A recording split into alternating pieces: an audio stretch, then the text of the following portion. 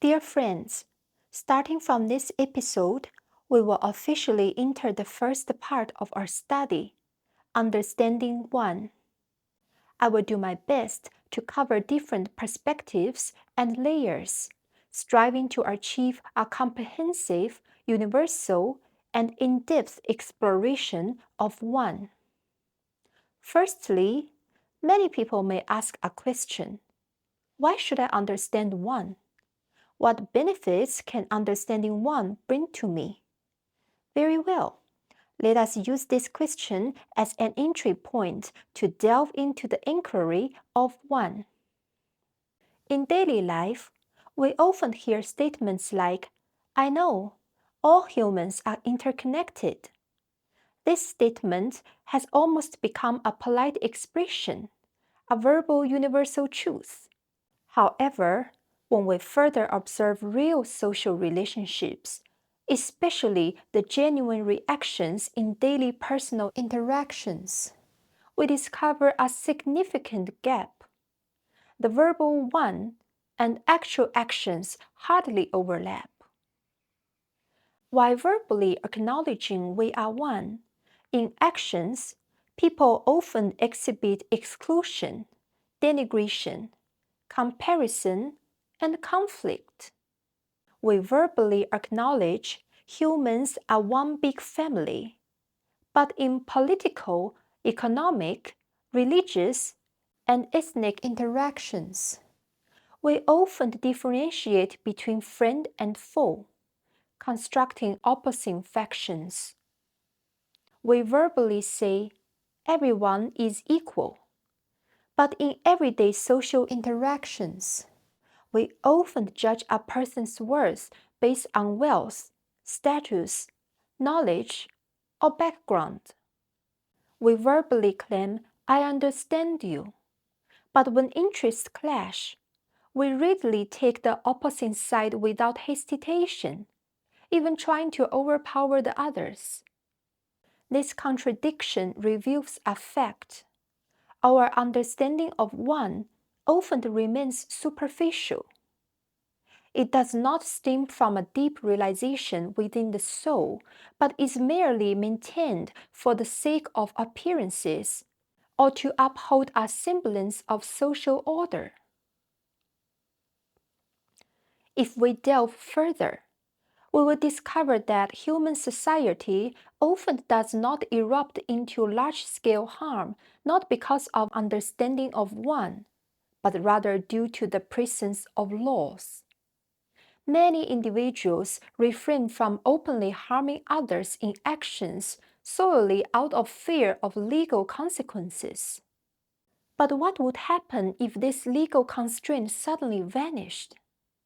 We can see from various social experiments, historical events, and even literary works a shocking conclusion. In the absence of constraints, human desires and aggressions can rapidly escalate into mutual destruction. For example, as Thomas Hobbes suggested, when humans lack contracts and laws, would lead to a life that is solitary, poor, nasty, brutish, and short. This underscores a point. If humans do not fundamentally understand the base of One, concepts like empathy, goodwill, and morality are only external constraints, not internal self-awareness. Looking back at human ancient history, we find a thought-provoking fact. Early human cooperation was not based on an awareness of One, but out of urgent survival needs. During the hunting and gathering era, individual survival was nearly impossible. Humans had to form tribes and cooperate in division of labor. Some hunted, some gathered, some guarded, and some cared for children. This cooperation was based on shared interests and common enemies. Shared interests include sharing prey, distributing resources, ensuring the survival of the group to guarantee individual survival, and common enemy such as beasts, natural disasters, and threats from external tribes forced humans to unite. To survive, tribes had to cooperate in hunting, defense, and migration. This was a trench solidarity, which indeed nurtured the initial sprouts of human civilization. When facing a common threat, they banded together, and when mutual interest exists, they cooperated. However, it also implies a significant danger. When common interests disappeared or common enemies were absent, cooperation would disintegrate. This meant that once the threat was removed, trench solidarity would quickly dissolve into internal conflict. If cooperation is solely based on interests, conflicts can quickly erupt once interest distribution becomes unequal, or when individuals believe sacrificing others can gain them an advantage. In reality, many wars between tribes were not due to cultural differences, but rather competition for prey, territory, or water sources. In other words, if the foundation of cooperation is solely common interests, it is destined to be a fragile relationship that can rupture at any moment. This logic implies I can cooperate with you, but can betray you at any moment.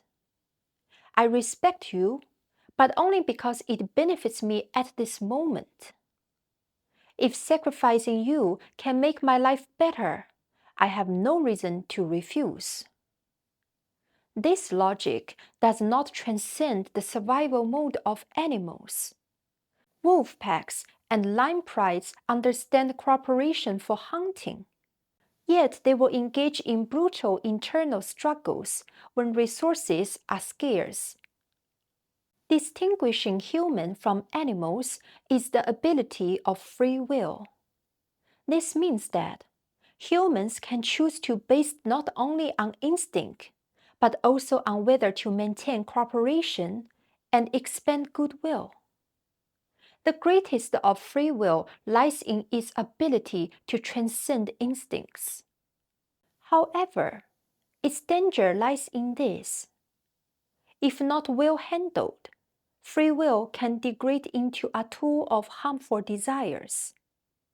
When used properly, free will can lead to a brilliant future, scientific development, artistic prosperity, and civilizational progress.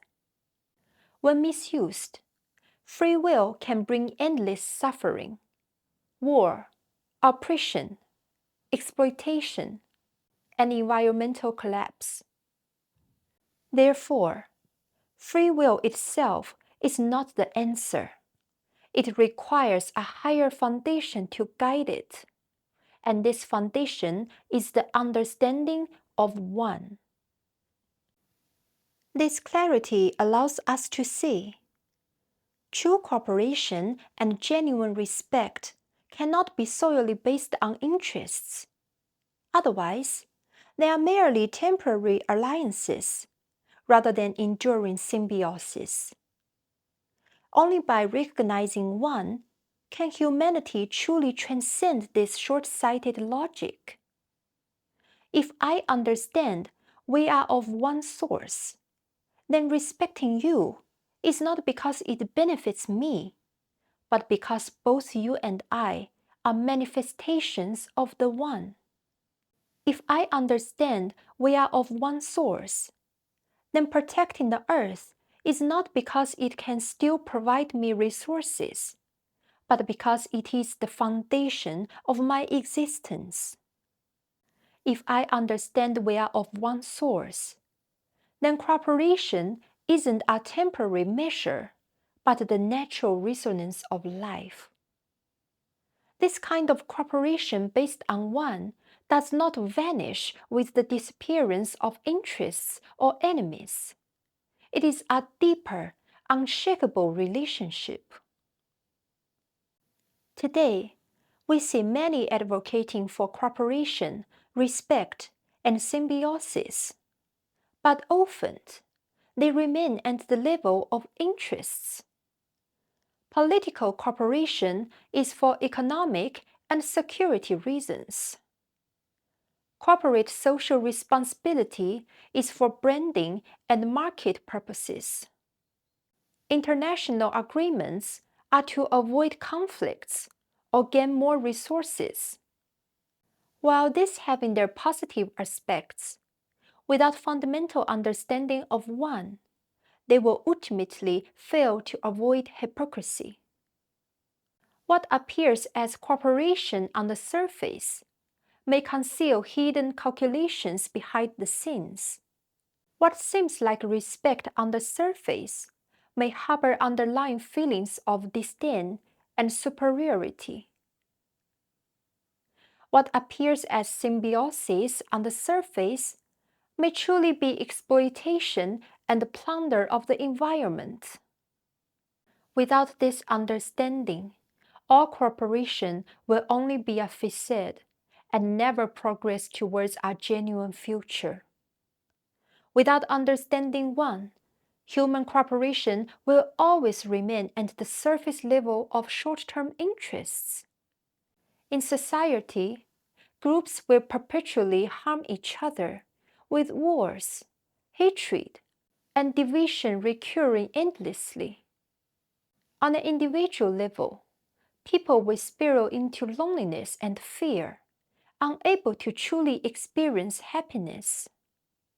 In the relationship between humans and nature, the earth will be viewed as an endless resource warehouse until ecological collapse.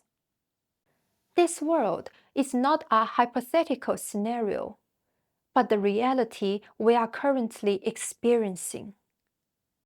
From environmental crisis to political conflicts, from societal difference to psychological isolation, it is human failure to truly comprehend one that has led to today's suffering. Only with an understanding of one can cooperation transform into symbiosis, truly leading to the ultimate happiness. This is why understanding one is the prerequisite for empathy. Without one, empathy is merely a performance. With one, empathy becomes the true soul of human civilization. Without one, all the knowledge we acquire becomes tools of division and opposition. Science may be used to create wars instead of fostering symbiosis. Economics may be used to exploit rather than repair. Politics may be used to dominate rather than cooperate. Religion may be used to divide rather than unite.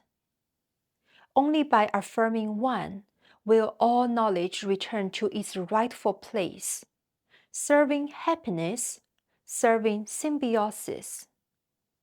Therefore, understanding one is the starting point of everything.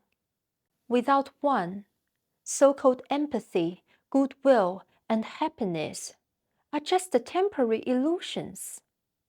With one, empathy becomes a natural expression. Happiness becomes the balance of relationships, and civilization truly progresses towards the future. Therefore, we must emphasize the first step in learning the relational non-duality is learning one. Not the conceptual one, not the verbal one, but the one deep within life. Only in this way can we establish genuine empathy, allowing the world to move from suffering towards happiness, and from opposition towards harmony. In the next episode, we will have further inquiry about one.